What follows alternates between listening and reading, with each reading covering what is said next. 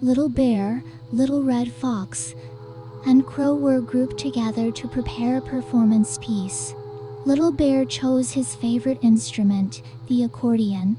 Little Red Fox grabbed her rhythm sticks with bright eyes. And Crow, of course, was ready to sing. She was always confident in her high notes. "Let's start with something bold and powerful," Red Fox exclaimed, tapping out rhythms as she danced across the space. Her voice lightened, full of energy. "I am not ready yet," Bear said softly, still adjusting the reeds on his accordion. His voice was like a breeze, gentle and easily overlooked. "Your eat is slow. At this rate, we'll never get through rehearsal," Red Fox sighed, her rhythm growing sharper. "Can you please focus?" Crow stood in the middle, bobbing her head to the beat. But every attempt to start the song fell apart due to mismatched timing. "Let's try again." "From the beginning," Bear said. "Not again?"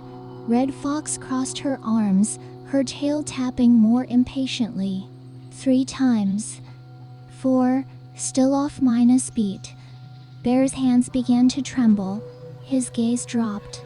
He kept wondering if he was the one holding everyone back.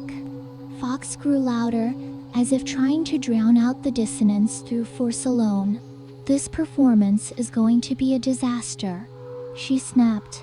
Crow went silent, then quietly flew away toward Mimi, who was sketching under a tree nearby.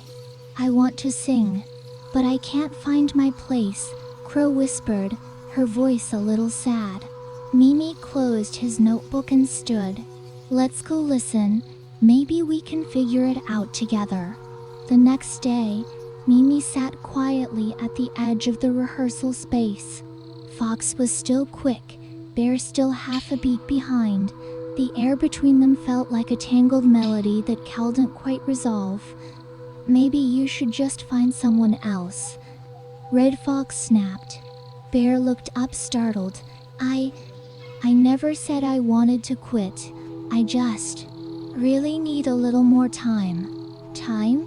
This isn't a contest in patience, it's a performance we're trying to pull together." Fox's voice was sharp now. Even Crow took a step back. Mimi stepped forward without speaking.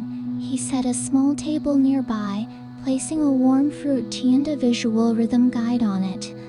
"What's this?" Bear asked softly. "Rhythm can be seen, not just heard," Mimi said. "You don't have to catch up to her. Maybe the beat can come meet you halfway." Fox peered over, frowning but silent.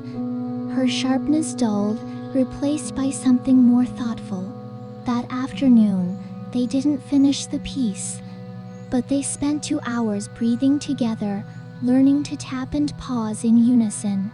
Perched on Mimi's shoulder, Crow watched as the two relearned to clap in unison. Bear began watching Fox's hands before playing. Fox started glancing back, waiting an extra breath before she struck the first beat. "I can adjust my tempo a bit," Fox offered. The words surprised even her. By the 3rd day, the melody finally held together. It wasn't perfect. Some notes still slipped, but Crow could sing fully. For the first time, "We made it through." Finally, she smiled, landing gently on Bear's shoulder. "Thanks for not giving up." Bear smiled shyly. "I almost did, but I'm glad you're still here." Fox stepped closer and patted his back. "I learned something to that sometimes. You have to slow down to hear a different rhythm." On performance day, the forest held its breath. The audience sat on the grass, waiting for the piece they had worked on all week. The accordion played with warmth, the beats were steady. Crow's voice soared like wind weaving through the trees. No one was too fast or too slow, only a rhythm that began undented together. When the piece ended, applause filled the air. Bear and Fox exchanged a glance. Both smiled. Mimi, seated in the last row, wrote in his notebook, Rhythm isn't just about tempo, it's how we learn to come closer to one another. He closed the book, his eyes resting on the three figures bowing side by side. In his heart, a quiet melody echoed soft and steady, a song of understanding, patience, and the beat of working things through together.